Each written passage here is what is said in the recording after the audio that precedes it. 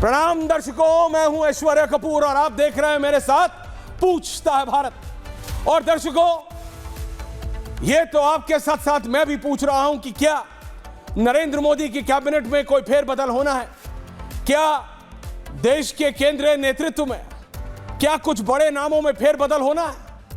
लेकिन मानिए मेरी बात, जो भी ये शगुफे उड़ाते हैं कि आज हो गया, कल हो गया, कल होने वाला है, किसी ने पूरी लिस्ट जारी कर दी, इसको ये मिलेगा, इसको हटा दिया जाएगा, ये यहां रहेगा, ये यहां नहीं रहेगा, ये सिर्फ दो लोग over a cup of coffee या over a cup of whatever they want ये बातें कर रहे हैं। ये सिर्फ बातें हैं, ये सिर्फ चकल्लस है। दो लोगों के अलावा अभी तीसरे को भी मालूम नहीं है कि कौन केंद्रीय मंत्रिमंडल में रहेगा और कौन नहीं। इसीलिए उस पर बात करके ना आपका और ना अपना मैं समय वेस्ट कर रहा हूं। अगला चुनाव उत्तर प्रदेश का है। सबसे पहले असमंजस की स्थिति तो यह है कि यह चुनाव होगा कब। फ्रॉम द पॉइंट गो आप उत्तर प्रदेश के चुनाव की बात कीजिए और एक कंफ्यूजिंग सा माहौल बना रहता है। अभी नहीं पता किसी को कि चुनाव समय पे होगा, समय से पहले होगा, समय के बाद होगा, नहीं पता। 22 मई 2027 वो आखिरी दिन है जब तक संविधान के अनुसार आपको उत्तर प्रदेश की अगली विधानसभा बिठानी है। Can I have Baba graphics now? 50-50। ये तारीख अपने दिमाग में डाल लीजिए, 22 मई 2027, 22 मई 2027। उससे पहले आपको विधानसभा, अगली विधानसभा बनानी है।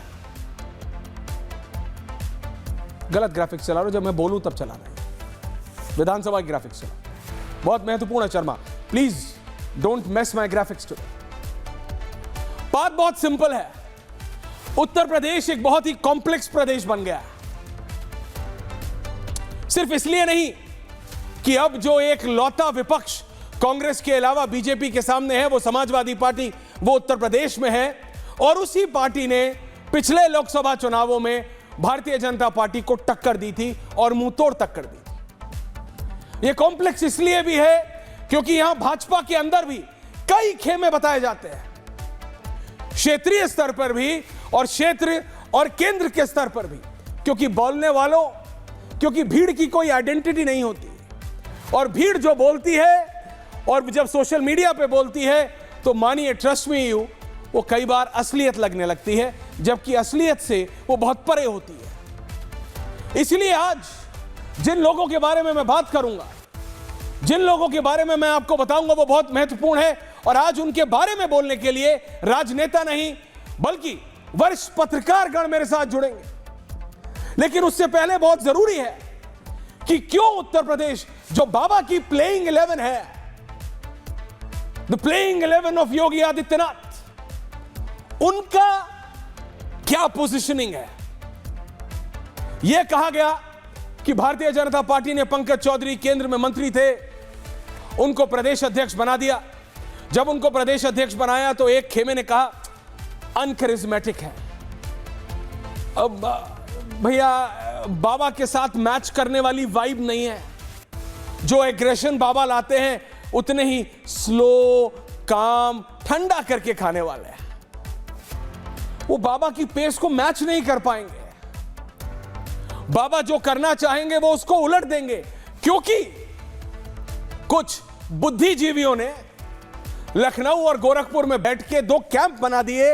ये वही बुद्धिजीवी थे जिन्होंने दिल्ली बनाम लखनऊ कर दिया है। ये वही बुद्धिजीवी हैं जिन्होंने इतनी कहानियां बनाई कि कहानी बना बना के उन्होंने बाबा बनाम अमित शाह ऐसा कर दिया कि 2 बार तो लोगों को भी लगने लगा कि this is reality, this is happening and the prime minister is letting it happen. जबकि असलियत कुछ और है, आपके सामने है असलियत। ये तस्वीरें अपने आप बताती हैं।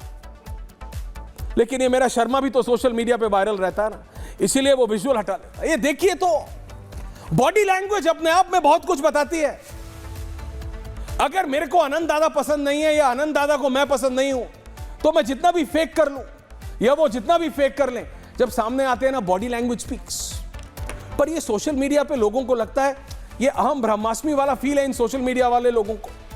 इनको लगता है ये जो लिख देंगे वो असलियत हो जाएगी। मैं नहीं कह रहा कि कुछ नहीं होगा, मैं नहीं कहता कि डिफरेंस ऑफ ओपिनियन नहीं होगी, मैं नहीं कहता कि एक इशू को लेके दो अलग अलग सोच नहीं हो सकती है।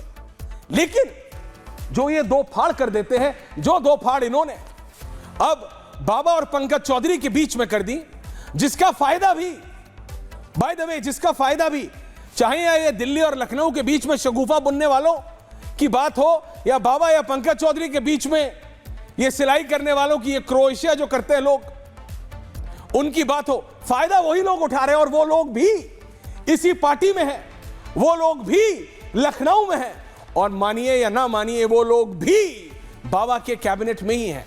So let's talk about the cabinet and when you talk about the UP cabinet, जब आप उत्तर प्रदेश की कैबिनेट की बात करेंगे तो ऑब्वियसली आप बात करेंगे योगी आदित्यनाथ की। आनंद दादा, अवधेश जी, मैं आप सबके पास आ रहा हूं, सतीश जी सबके पास, जस्ट गिव मी, मेरे को 10 से 11 मिनट दीजिए।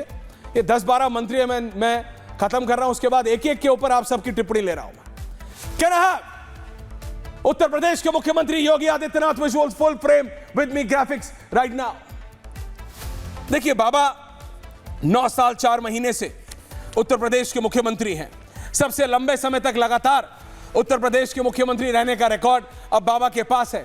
यह कहा जाता था, या कहा जाता है, या कहा जाता रहेगा, जब तक उत्तर प्रदेश है और उत्तर प्रदेश के कई भाग नहीं हो जाते, कि देश की राजधानी का रास्ता लखनऊ से होकर गुजरता है, just because of share power, brute power, जिसे क्रूड पावर कहते हैं ना, वो क्रूड पावर उत्तर प्रदेश के मुख्यमंत्री के पास होती है। और उस पावर के चलते ये जितने भी लोग कढ़ाई बुनाई में लगे रहते हैं कि इसकी इससे लगाना, उसकी उससे लगाना, वो इसीलिए है। आपने सुना है किसी और प्रदेश के मुख्यमंत्री की बारे में ये बोलना? नहीं, क्योंकि वो उत्तर प्रदेश है। और बाबा ने जिस दिन से बुलडोजर चलाया, उस दिन से वो न्यूज चैनल्स, वो मीडिया, वो खबर, वो सोशल मीडिया और जनता के बीच वायरल हो गए। ये सिचुएशन हो गई कि अगर कोई लॉ एंड ऑर्डर का इशू हरियाणा में होता है, उस हरियाणा में भी बीजेपी की सरकार है। वहां के लोग, जनता खड़ी होती है, कहती है मनोहर लाल खट्टर नहीं, योगी आदित्यनाथ चाहिए। भूला नहीं हूं वो दिन, मैं भूला नहीं हूं। गुड़गांव से 20 किलोमीटर 30 किलोमीटर दूर का वो मंजर, यही समय था। वहां के लोग मंदिर में फंस गए थे। वहां के लोगों ने, उन्हीं ने बीजेपी को चुना था, लेकिन बोला मध्य प्रदेश में कुछ हुआ, बोला मोहन यादव नहीं, योगी आदित्यनाथ चाहिए। लेकिन बाबा एक प्रदेश के मुख्यमंत्री है, दैट्स हिज पॉपुलैरिटी। पॉपुलैरिटी ऐसे ही आती है क्या? दर्शकों, मैं आपसे पूछता हूं, ऐसा नहीं है कि योगी आदित्यनाथ से पहले कोई उत्तर प्रदेश का मुख्यमंत्री नहीं रहा, या योगी आदित्यनाथ के बाद कोई उत्तर प्रदेश का मुख्यमंत्री नहीं रहेगा, लेकिन पॉपुलैरिटी है। क्यों है? क्योंकि काम किया है। पॉपुलैरिटी है क्योंकि विकास की बात की है। पॉपुलैरिटी है क्योंकि उन चीजों पे काम किया है, और यह बात उनके प्रतिद्वंदी भी मानते हैं, पार्टी के अंदर भी और पार्टी के बाहर भी, कि देखो काम की बात करोगे तो मेरी सरकार ने काम किए हैं। और वो इसलिए भी है, वो कहते हैं, जो उनकी खिलाफत करते हैं, आनंद दादा आप जानते हैं उनको बहुत अच्छे से, चौगांवकर साहब आप भी, कि देखो वो तो लाइन नरेंद्र मोदी जी और अमित शाह से आ रही है ना, तो जो मोदी जी और अमित शाह की पॉलिसी है उसको तो बाबा को फॉलो करना ही है। वो वहां से कट मार के निकलना चाहते हैं, क्रेडिट बाबा को नहीं देते, लेकिन कहते हैं कि इंप्लीमेंट किया है बाबा ने। प्रॉब्लम कहां आती है? कास्ट को लेकर। बाबा को लेके सिर्फ बात करूं तो बाबा को लेके only keep graphics of Yogi Adityanath for next 30 seconds and then I am moving on.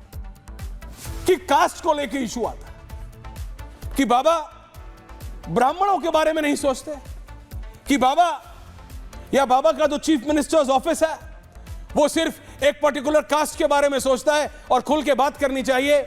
वो बोलते हैं कि सिर्फ ठाकुरों का वर्चस्व है। तो बाबा ने कहा कि प्रूव इट, प्रूव करो। 4 ऐसी कैबिनेट बैठक मुझे पता है जहां योगी आदित्यनाथ ने अपने ही मंत्रियों से पूछा कि बताओ कब लगा तुम्हें कि तुम ब्राह्मण हो इसलिए तुम्हारा काम नहीं हुआ, and then there is no reply, then there is no reply.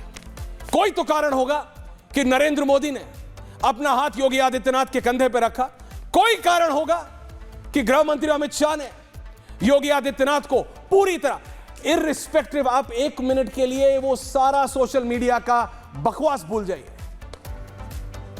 एक जो 8-9 अति विशिष्ट पत्रकार आज आएंगे मेरे पैनल पे, एक बोल दे उसमें से कि अमित शाह ने मूड बना लिया और उसके बाद भी कोई और किसी भी प्रदेश का मुख्यमंत्री है बीजेपी के अंदर। क्या यह पॉसिबल है? नहीं पॉसिबल है, नहीं पॉसिबल है। और इसीलिए यह बात उन सबको समझनी चाहिए। और इसमें जो एक आदमी है जो उतने ही महत्वपूर्ण है, वो है नितिन नवीन। उनकी पहली स्पीच पता है आपको उत्तर प्रदेश में जाके क्या थी? एक दूसरे का काम लगाना बंद करो। मार्क माय वर्ड्स, ये शब्द इस्तेमाल करे नितिन नवीन ने उन 500 विधायक और सांसदों के सामने, जिसके सामने मुख्यमंत्री बाबा भी थे और दोनों उप मुख्यमंत्री थे, ब्रिजेश पाठक और Keshav Prasad Maurya, and then so on so forth. Nitin Naveen ने क्लियरली बोला प्रदेश के मुख्यमंत्री ये हैं, इनको दिल्ली ने भेजा है, and the buck stops at him. यहां पे सब खत्म हो जाता है। वहीं बाबा को भी बोला कि सबको साथ लेके चलना है, लेकिन किसी एक खास व्यक्ति की तरफ देखा और वो वरिष्ठ आदमी था कि एक दूसरे का काम लगाने से कुछ नहीं होगा। और करीबन 100-150 लोग उस हॉल में हंसने लगे थे जब नितिन नवीन ने यह बोला। क्लैरिटी है, ऐसा थोड़ी है कि बीजेपी के राष्ट्रीय नेतृत्व को पता नहीं है कि उत्तर प्रदेश में क्या चल रहा है, कि पंकज चौधरी को कुछ लोगों ने जानबूझ के कान भरने शुरू कर दिए कि आपका तो ये है और आपका तो वो है। क्या वो बाबा को ब्रिजेश पाठक के घर नहीं ले गए आम खिलाने? क्या वो बाबा को केशव प्रसाद मौर्य के घर नहीं ले गए चाय पिलाने? मैसेजिंग तो होती है राजनीति में। और क्या होता है? परसेप्शन, परसेप्शन है, और ये परसेप्शन बहुत महत्वपूर्ण है। और इसके बारे में मैं ज्यादा नहीं बोलूंगा, मैं चाहूंगा कि जो वरिष्ठ पत्रकार हैं वो बोले, लेकिन मैं quickly and I am moving now one minister after the other. Suresh Khanna Baba के सबसे करीबी माने जाते हैं। ग्राफिक्स ऑफ सुरेश खन्ना सबसे करीबी माने जाते हैं। 9 बार के विधायक हैं, 9 बार के विधायक। यानी जब उत्तर प्रदेश में बीजेपी बिल्कुल समाप्त थी तब भी सुरेश खन्ना विधायक थे। हालांकि इनकी जाति जो कि खत्री है, जहां से ये जीतते हैं वहां कुछ है नहीं। शाहजहांपुर, जहां के सांसद जितिन प्रसाद जी के पिताजी होते थे, वहां इनकी कास्ट का कुछ नहीं। लेकिन उसके बावजूद कास्ट फैक्टर को पार करते हुए, आपको पता है ये वही सुरेश खन्ना है जिन्होंने अपना पर्सनल घर वहां लोगों के लिए दान कर दिया है, गेस्ट हाउस खुलवा दिया है और खुद एक सरकारी गेस्ट हाउस में रहते हैं। यही कारण है कि अगला 9 साल से विधायक है। तो जो लोग बोलते हैं कि उत्तर प्रदेश में जात का कोई तोड़ नहीं है, काम सबका तोड़ है साहब। आप काम करिए, जनता जाति से ऊपर देखने लगेगी। नेक्स्ट, स्वतंत्र देव सिंह बाबा की शैडो के नाम से जाने जाते हैं। कई लोग इन्हें बाबा के बॉडीगार्ड भी बोलते हैं। जहां बाबा वहां स्वतंत्र देव सिंह। आनंद दादा फंस रहे हैं, बट रियलिटी है जहां बाबा जाते हैं, किसी की शादी हो, किसी का मुंडन हो, किसी का भगवान न करे देहांत हुआ हो, कुछ हुआ हो, कहीं हो, सुख हो दुख हो, बाबा पहुंचे उससे पहले स्वतंत्र देव सिंह पहुंच जाते हैं। इनके बारे में कहा जाता है ये हर बार बाबा के टाइम पे इतना रहते हैं। मंत्रालय में कौन रहता है? काम कौन कर रहा है? सेक्रेटरी कर रहे हैं कि स्वतंत्र देव सिंह कर रहे हैं? और ये बाबा की प्लेइंग 11 है। ये 11, 12, 13 मंत्री हैं, इनको भी देखना पड़ेगा क्योंकि अब इलेक्शन आ रहा है, वोट पड़ेगा। वोट बाबा के नाम पे, काम तो आपको भी करना पड़ेगा स्वतंत्र जी, काम तो करना पड़ेगा। ये वो परसेप्शन है जो लोगों ने भेजा है हमको, and I have everything on record कि जितना समय ये बाबा के साथ बिताते हैं, अगर उसका आधा भी ये अपने कार्यालय में बिता ले तो काम बेहतर हो जाएगा। नेक्स्ट, बेबी रानी मौर्य। बेबी रानी मौर्य जी गवर्नर बनाई गई थी, महामहिम बनाई गई थी, गवर्नर पद से वापस आई। ये बहुत नाम हुआ कि क्या इनको दोबारा बाबा को हटा के मुख्यमंत्री बना दिया जाएगा। वही जो शगुफे चलते हैं। अवधेश जी ने एक बार इस पे बोला भी था कि ऐसा नहीं होने वाला है, बाबा नहीं हटेंगे। बेबी रानी मौर्य दोबारा बाबा के ही कैबिनेट में मंत्री बनी। ये 2022 में पहली बार विधायक चुनी गई थी, आगरा की महापौर रही। आगरा क्षेत्र से और आगरा मंडल में ये कहा जाता है कि ये बहुत ताकतवर है, और वहां क्योंकि पश्चिम में केशव प्रसाद मौर्य का जो कंट्रोल है कास्ट वाइज वो थोड़ा कमजोर पड़ जाता है, तो बेबी रानी मौर्य उसको पुश करती हैं। Can I have next Bhupendra Singh Chaudhary. Bhupendra Chaudhary पूर्व प्रदेश अध्यक्ष और इस समय मंत्री हैं बाबा के कैबिनेट में। ये जिस दिन से प्रदेश अध्यक्ष बने उस दिन से बस ये कह रहे थे कि मुझे हटा लो, मुझे हटा लो, मुझे हटा लो। जिस दिन से ये प्रदेश अध्यक्ष बने उस दिन से इन्होंने दिल्ली को बोलना शुरू कर दिया कि मेरे से नहीं हो रहा है, मेरे से नहीं हो रहा है। मुझे नहीं पता अवधेश जी आप ये बोलेंगे कि नहीं बोलेंगे, but this is the reality. पर ये आज भी यही बोल रहे हैं मंत्री बनने के बाद, ये मंत्री बनने के बाद भी यही बोल रहे हैं आनंद दादा कि मैं क्या करूं, मैं क्या करूं। भूपेंद्र चौधरी पश्चिम से आते हैं, ऐसा नहीं है कि काडर पे पकड़ नहीं है। हालांकि इलेक्शन जीते हैं कि नहीं एमएलए का ये देखना पड़ेगा, अभी भी एमएलसी है शायद, ये देखना पड़ेगा कि कोई विधानसभा का चुनाव जीते हैं कि नहीं। तो इस समय प्रेजेंट में एमएलसी है, मंत्री विधानसभा का चुनाव कब जीते हैं, कितनी बार जीते हैं, मुझे चेक करना पड़ेगा। लेकिन पश्चिम में बीजेपी का संगठनात्मक रूप से एक बड़ा चेहरा निकल के आए हैं, now the great Sanjay Nishad. इस पे मैं चाहूंगा सतीश के सिंह जी आप जरूर बोले। संजय निषाद ये जहां सत्ता होती है वहां आ जाते हैं। ये अलायंस पार्टी के, निषाद पार्टी के, इनकी party I me my self वाली पार्टी है, यानी मैं और मेरे दो बेटे। ये अपने बड़े बेटे के ये भी पुत्र प्रेम में ऐसे हैं, पुत्र मोह में ऐसे हैं, जैसे सोनिया गांधी ने कांग्रेस पार्टी तबाह कर दी लेकिन राहुल गांधी को लॉन्च नहीं कर पाई, ये निषाद पार्टी को बिल्कुल आखिरी तक ले जाएंगे लेकिन अपने बड़े बेटे को विधायक नहीं बना पाएंगे। इसलिए इस बार इन्होंने सोचा है कि मेरा इनका बड़ा बेटा इनका इलेक्शन देखेगा और अब इनका छोटा बेटा चुनाव लड़ेगा। तो अल्टीमेटली इनकी भी पार्टी परिवार की पार्टी है और ये बीजेपी के साथ है। बाय द वे वो बीजेपी जो कांग्रेस के ऊपर परिवारवाद का आरोप लगाती है। Now next Dayashankar Singh. दयाशंकर सिंह इनकी पॉजिटिव बात, एक बात बता दूं कि ये लखनऊ यूनिवर्सिटी के एक मतलब राजनीतिक उपज है, वहां से इन्होंने राजनीति शुरू की है। लेकिन जो इनके साथ लखनऊ यूनिवर्सिटी से लेके आज तक हैं वो ये बात बोलते हैं, कार्यक्रम सुबह 12 बजे रखोगे तो दयाशंकर जी रात को 12 बजे आएंगे। दयाशंकर जी कभी कार्यक्रम में आएंगे, सुबह बोलोगे तो रात को आएंगे और हो सकता है आए भी ना। So he is not at all punctual about his time, but इनकी पकड़ इनके काडर में है, इनकी पकड़ इनके काडर में है। और ये उन कुछ नेताओं में से हैं जिनके बारे में यह कहा जाता है that he is equally close, वो बराबर दूरी बनाए रखते हैं दिल्ली से भी और लखनऊ से भी। That means he is close to both. Dayashankar Singh, हालांकि इनके पास जो पोर्टफोलियो है उसमें कुछ स्कैम्स निकल के सामने आने की बात हुई थी। ट्रांसपोर्ट है इनके पास, अगर मैं गलत नहीं कह रहा हूं, उसमें कुछ स्कैम निकल के बात आने की बात हुई थी। स्कैम की बात हो रही है तो मैं मनोज पांडे जी की बात करूंगा। लेकिन जयवीर सिंह मैनपुरी सीट से विधायक है। ये समाजवादी पार्टी से आए हुए हैं, समाजवादी पार्टी के ब्राह्मण चेहरा थे और जब भारतीय जनता पार्टी पे एंटी ब्राह्मण टैग लगाने की कोशिश की समाजवादी पार्टी ने, तो बाबा ने या बीजेपी के वरिष्ठ नेताओं ने समाजवादी पार्टी का ही ब्राह्मण चेहरा यानी यह महान नेता मनोज पांडे बीजेपी में ले आए। और बीजेपी में ऐसा नहीं, समाजवादी पार्टी से 4 बागी आए थे, 2 को अभी तक कुछ मिला नहीं लेकिन मनोज पांडे को मिला। लेकिन उन्होंने बीजेपी के लिए क्या किया इन रिटर्न या कितना किया उसका आकलन अभी किया जाना बाकी है। क्या वो सचमुच अपने आप को एक भाजपाई नेता बना पाए हैं या अभी भी उनको यह लगता है कि वो बेहतर थे जब समाजवादी पार्टी में थे? क्या वो भाजपा की कल्चर को समझ पाए? क्या वो कंफर्टेबल हैं बाबा के साथ? क्योंकि ये बात तो आपको माननी पड़ेगी, ये बात सब मानते हैं कि Baba is not there to go, Baba कहीं जा नहीं रहे। तो मनोज पांडे कितने दिन है बीजेपी में और या रहेंगे बीजेपी में या वो अपने आप को कंफर्टेबल बना लेंगे और ये देखना पड़ेगा।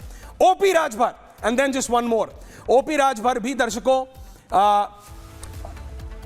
अलायंस पार्टी के नेता हैं। ये भी जहां सत्ता वहां चले जाते हैं। कहीं समाजवादी पार्टी, जब समाजवादी पार्टी जीत रही होती है तब सपा के पास, जब बीजेपी जीत रही होती है तो बीजेपी के पास।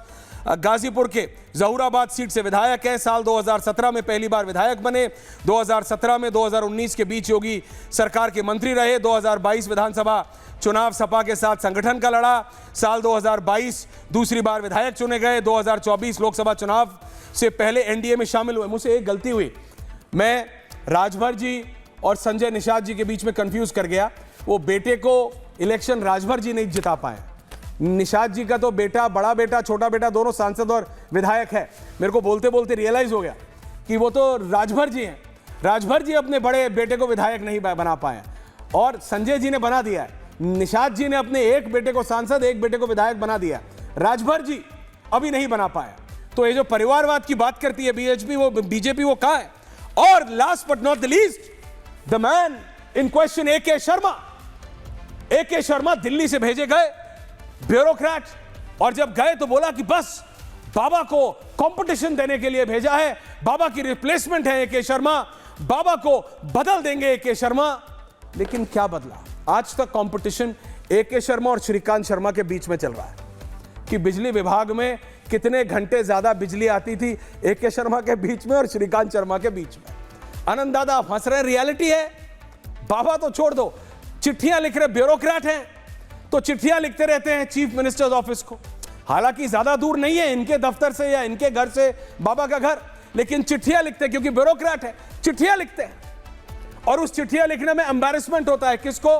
पूरी सरकार को। लेकिन एक बात सच है कि जो विकास की मॉडल, आप हर घर जल, नाली, बिजली, पानी की बात करते हो, उसमें बिजली एक अभिन्न अंग है।